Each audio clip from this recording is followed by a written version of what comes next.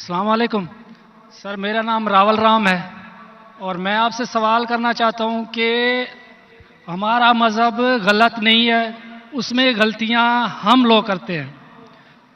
जना हराम है हमारे मज़हब में, शराब नोशी हराम है, जना हराम है, मतलब कि जैसे भी गलत काम सारे गलत है उसमें भी लिखे हुए हैं और यही इस्लाम में भी है। ये दोनों जो है ना, मतलब कि कॉमन है इनमें। तो अच्छी बातें दोनों तरफ हैं और सिर्फ इस बुनियाद पर हमें दोज़ख में डाल दिया जाएगा कि हम सिर्फ कलमा नहीं पढ़ते। अदरवाइज हम लोगों में भी वही चीज़ें हैं, सिर्फ इबादत का तरीका और है। बाकी बस इस सवाल का जो भाई साहब, आपका नाम क्या है? रावल राम। रावल राम जी जी रावल राम ने एक अच्छा सवाल पूछा। जी उसने कहा कि उनकी मजहब किताब में भी जिना हराम है, बिल्कुल सही फरमाते। उनकी मजहब में लिखा हुआ है कि शराब हराम है, बिल्कुल सही फरमाते। आपने अगर मेरी तकरीर सुने हिंदुइज्म और इस्लाम में यकसानियत, आपने सुने वो तकरीर को? जी जी अच्छा, वो तकरीर में लिखा है हिंदू मजहब में दो किस्म के किताबें हैं, एक श्रुति और एक स्मृति। श्रुति मतलब वो किताब जो भगवान की तरफ से आती है, भगवान की तरफ से। स्मृति वो किताब जो इंसानों ने लिखी है। श्रुति में आता है वेद एंड उपनिषद, स्मृति में आता है महाभारत, रामायण, भगवत गीता, मनुस्मृति एटसेट्रा। आप अगर पढ़ेंगे आपके छंदोग्य उपनिषद जो श्रुति है, छंदोग्य उपनिषद चैप्टर नंबर 6 सेक्शन नंबर 2 श्लोक नंबर 1, नाकस्य कसिज, भगवान एक ही है, दूसरा नहीं है। बिल्कुल भगवान एक है, दूसरा नहीं है। बिल्कुल आपके किताब में लिखा है श्वेताश्वेतर उपनिषद चैप्टर नंबर 6 श्लोक नंबर 9, नाकस्य कसिच जनिता न पदीपा, नाकस्य कसिच जनिता न चदीपा। मतलब उस भगवान का, उस भगवान के कोई वालिदैन नहीं है, ना मां है ना बाप है ना बच्चे है। सही लिखा है श्वेताश्वेतर उपनिषद में चैप्टर नंबर 4 श्लोक नंबर 19, न तस्य प्रतिमा अस्ति। प्रतिमा के मानी होती है संस्कृत में अक्स, picture, photo, statue, idol, painting. न तस्य प्रतिमा अस्ति, उस भगवान की कोई अक्स नहीं, कोई पेंटिंग नहीं, कोई पिक्चर नहीं, कोई फोटो नहीं, कोई स्टैच्यू नहीं, कोई स्कल्पचर नहीं। ये लिखा है यजुर्वेद चैप्टर नंबर 32 श्लोक नंबर 3 में भी, ना तस्य प्रतिमा अस्ति। तो आप अगर भगवान को मानते हैं और भगवान की मूर्ति बनाते हैं तो गलत है। आपके किताब के हिसाब से कुरान मजीद को बाजू रखो, हदीस को बाजू रखो। आप मूर्ति पूजा में मानते हैं भाई साहब? सर, मैं सिर्फ कृष्ण भगवान की मूर्ति पे मानता हूँ, अदरवाइज देवता हैं वो, मतलब उन पे सजदा नहीं कर सकते। अच्छा। सिर्फ कृष्ण भगवान को सजदा कर सकते, उसकी मूर्ति भी जायज है। ये कहां लिखा है कि कृष्ण भगवान की मूर्ति जायज है? किधर लिखा है? वो सर मेरे हिसाब से वो खुदा है हमारा, इसलिए। बराबर, हमारे हिसाब से मैं भी अल्लाह में मानता हूं, लेकिन अल्लाह की मूर्ति नहीं बना सके वो ही अल्लाह में मानता हूं। अगर अल्लाह की मूर्ति बना सके तो वो अल्लाह ही नहीं है। वलम यकुल लहु कुफुवन अहद। नारे तकबीर। भाई, हमारे गैर मुसलमान भाई मुझसे सवाल पूछ रहे। तकबीर अच्छी बात है, लेकिन अभी सवाल जवाब हो रहा है। तो मेरी दरखास्त है कि जब गैर मुसलमान भाई पूछते तो उन्हें डरने लगना चाहिए। उन्हें लगना चाहिए कि आपस में हम भाईचारा है। सही, उनको डरने लगना चाहिए। डरते नहीं माशाल्लाह, लेकिन आप ऐसा मत करो कि वो डर जाए। नहीं बराबर ना? तो आप डरिए मत भाई साहब, खाली तकबीर कह रहे। नहीं सर। तो हमारे हिसाब से जी जिस की मूर्ति बना सके वो अल्लाह ही नहीं, और ये वेद में भी लिखेला है। आप इस्कॉन में मानते? सर वो तस्वर है, वो नहीं, हमें भी पता है कि उसमें खुदा नहीं है, वो एक तस्वर है। हमारे इसमें खुदा का तस्वुर करते मूर्ति बनाए तो गलत है। तो यही मैं कहता हूं, आप अपनी किताब का अमल नहीं कर रहे, आप अपनी किताब का सही अमल करेंगे तो आप भी जन्नत में जाएंगे। सही बात है, बिल्कुल। तो कुरान हम में नहीं क्या करते ना, हम अपना मजहब पे मतलब फॉलो नहीं करते सही तरीके से। जी जी, मेरा फॉर्मूला बहुत इजी है। सही। कुरान मजीद में लिखा है सूरह इमरान में सूरह नंबर 3 आयत नंबर 64 में, तालौ इला कलिमतिन सवाइम बैना बैनकुम, आओ हम उस बात की तरफ जो आप और हम में यकसा है। सही। अपन आज माने जो आप और हम में यकसा है, कम से कम उस पे तो अमल करे।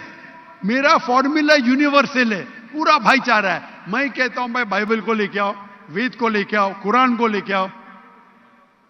वेद काफी बड़ी है, जी जी, बाइबल कुरान से 3 गुना बड़ा है। हम आज वादा करें कि जो यकसा है कम से कम उस पे तो अमल करे। जो यकसा नहीं उसको साइड पे रखेंगे, कल बहस करेंगे। जो यकसा उस पे तो अमल करे। बाइबल में लिखा है, वेद में लिखा है खुदा एक है, खुदा का अक्स नहीं। अगर आप खुदा का अक्स बनाते तो आप वेद के खिलाफ जाते। सिर्फ कृष्ण का बनाओ तो भी गलत है। सर वो भगवत गीता में लिखा है, इसलिए। आप भगवत गीता स्मृति है, भगवत गीता महाभारत का हिस्सा है, सही क्या नहीं? सही। तो महाभारत एक स्मृति है, स्मृति श्रुति के खिलाफ नहीं जा सकती है। अगर स्मृति और श्रुति में टकराव है तो हम श्रुति को मानेंगे, स्मृति को नहीं। वेद और उपनिषद सबसे ऊपर है। सही। तो आपका एक पीएचडी टीचर है, वो कुछ कहता है, और एक बैचलर है। आप पीएचडी वाले उस्ताद को मानेंगे या जो बैचलर के डिग्री वाले उस्ताद को मानेंगे? किसको मानेंगे? कौन से उस्ताद को मानेंगे? PhD sir. पीएचडी। तो आपका पीएचडी वेद है। सही। तो अगर आप मूर्ति पूजा छोड़ देंगे और आपके किताब में लिखा हुआ है, आपके किताब में लिखा है कि आखिरी पैगंबर आने वाले हैं, और आप वेद पढ़ेंगे और पुराना पढ़ेंगे, उसके अंदर कई जगह पे लिखा है कि आखिरी पैगंबर मोहम्मद सल्लल्लाहु अलैहि वसल्लम है। आप अगर कल की पुराना पढ़ेंगे, भविष्य पुराना भी है, कल की पुराना है, और आप मेरी तकरीर सुनेंगे। एक तकरीर है मेरी, मोहम्मद सल्लल्लाहु अलैहि वसल्लम का जिक्र हिंदू मजहबी किताबों में। वक्त की किल्लत होने की वजह से सिर्फ मैं छोटी पॉइंट कहूंगा। आप अगर कल की पुराना पढ़ेंगे, चैप्टर नंबर 2, श्लोक नंबर 5, 7, 11, 15, 17, उसमें लिखा है क्या? एक अवतार आएंगे, आखिरी अवतार आएंगे, जिसके वालिद का नाम है विष्णु व्यास। विष्णु मतलब भगवान, जी जी। व्यास मतलब उसका बंदा, उसका सर्वेंट। अरबी में तर्जुमा करेंगे तो अब्दुल्ला होता है। आखिरी पैगंबर आएंगे जिसका वालिद के नाम अब्दुल्ला है। उसके मां का नाम है सुमति। सुमति संस्कृत में मतलब अमन, शांति। अरबी में कहेंगे आमिना। मोहम्मद सल्लल्लाहु अलैहि वसल्लम के मां का नाम था आमिना। वो पैदा होंगे एक अमन शहर में, मक्का। उस शहर के ग्रोह के लीडर के कबीले में पैदा होंगे, कुरैश के कबीले में। उसके 4 करीब दोस्त होंगे। जिक्र हो रहा है खुलफा राशिदीन का। और मोहम्मद सल्लल्लाहु अलैहि वसल्लम का जिक्र तो बहुत लंबा है, 2 घंटे की तकरीर दे सकता हूं मैं। सही। तो अगर आप अपनी किताब में मानते, आपको मानना पड़ेगा कि आखिरी पैगंबर मोहम्मद सल्लल्लाहु अलैहि वसल्लम है। आप मानते कि आखिरी पैगंबर मोहम्मद सल्लल्लाहु अलैहि वसल्लम है? सर मैं पढ़ी नहीं है, मैं भी बस ऐसे मतलब कोई सही तरीके से नहीं पढ़ा है, इसलिए मुझे पता नहीं है उसमें। नहीं पढ़ा तो गलती किसकी? मेरी या मेरी गलती है, मैं मान रहा हूं। तो आप हमारे यहाँ से करोड़ों लोग हैं जो नहीं फॉलो करते हमारे मजहब को, इसीलिए हिंदुस्तान में जब मेरी तकरीर होती है, जी जी, तो हिंदू का मजमा इससे बड़ा होता है। बिल्कुल देखा।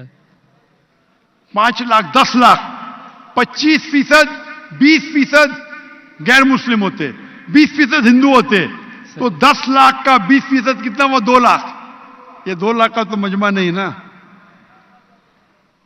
क्योंकि हिंदुस्तानी मुझसे मोहब्बत करते हैं जी, और गैर मुस्लिम भी मोहब्बत करते हैं। वो पॉलिटिशियन है जो प्रॉब्लम होता है उनको, वोट बैंक का प्रॉब्लम है। अरे हम लोग तो हार जाएंगे अभी। हिंदू जब मेरी तकरीर सुनते कहते कि 2 घंटे में हमने वो सीखा जो हमने 40 साल हमें पता नहीं था। सही। तो मैं अभी जो मैं हवाला दिया, रेफरेंस के साथ आपकी किताब का हवाला दिया, तो आप अगर सच्चे हिंदू है तो आपको मानना पड़ेगा कि एक भगवान है, उस भगवान की मूर्ति नहीं है, उसके आखिरी पैगंबर मोहम्मद सल्लल्लाहु अलैहि वसल्लम है। तो आप अपनी किताब पे अमल करेंगे। जी करूंगा। और जो चीज यकसा है कम से कम उस पर तो अमल करो। जो टकराव है वो बाद में, मैं जानता हूं, मैंने तकरीर की है, इसमें लिखा है कि हिंदू मजहबी किताब में लिखेला शराब पीना हराम है, कुरान में लिखेला है। सही। आपकी मजहबी किताब में यह भी लिखा है कि सुअर का गोश्त खाना हराम है। सही। और आपकी किताब कुरान से सख्त है, उसमें लिखा है कि अगर आप सुअर का गोश्त बेचेंगे तो पैर और हाथ, उल्टे पैर और उल्टे हाथ काटना चाहिए। ये किधर हदीस में नहीं लिखेला है, ना कुरान में लिखेला। आपकी मजहबी किताब मनुस्मृति में लिखा हुआ है कि आप उल्टे हाथ और उल्टे पैर काटो अगर वो सुअर का गोश्त बेचता है तो। सही। तो अगर आप सही हिंदू है, आपकी मजहबी किताब पढ़ो। आपकी मजहबी किताब में लिखा हुआ है कि आखिरी पैगंबर आएंगे और आखिरी पैगाम देंगे। आखिरी पैगंबर मोहम्मद सल्लल्लाहु अलैहि वसल्लम है और आखिरी पैगाम है कुरान मजीद। सही। तो अगर आप सच्चे हिंदू हैं तो आपको कुरान मजीद और मोहम्मद सल्लल्लाहु अलैहि वसल्लम की बात मानना पड़ेगा। आप देखेंगे हिंदुस्तान में हजारों की तादाद में हिंदू इस्लाम कबूल किए। अल्लाह हिदायत दिया, मेरे वजह से ने, अल्लाह ने उन्हें हिदायत दिया कि मेरे तकरीर के बाद कई लोग, चाहे मजमे में चाहे घर पे, अल्लाह उन्हें हिदायत दे रहा है। मैं आपसे पूछना चाहता हूं, आप मानते हैं कि अल्लाह के आखिरी नबी मोहम्मद सल्लल्लाहु अलैहि वसल्लम है? सर मैंने अभी देखना है, जाके पढ़नी है किताब, अगर उसमें है तो ठीक है, सही बात है। तो मेरी आपसे दरखास्त है कि आप मेरा वीडियो कैसेट जी। हिंदुइज्म और इस्लाम में यकसानियत देखिए, जी। और उसको देखने के बाद अगर कोई सवाल है तो मुझसे पूछिए। अगर आपको यकीन आता है तो हक है, तो मैं आपको दावत देता हूं कि हक का पैगाम को एक्सेप्ट करो और इंशाअल्लाह ये आपके लिए राह नजात बनेंगी इंशाअल्लाह।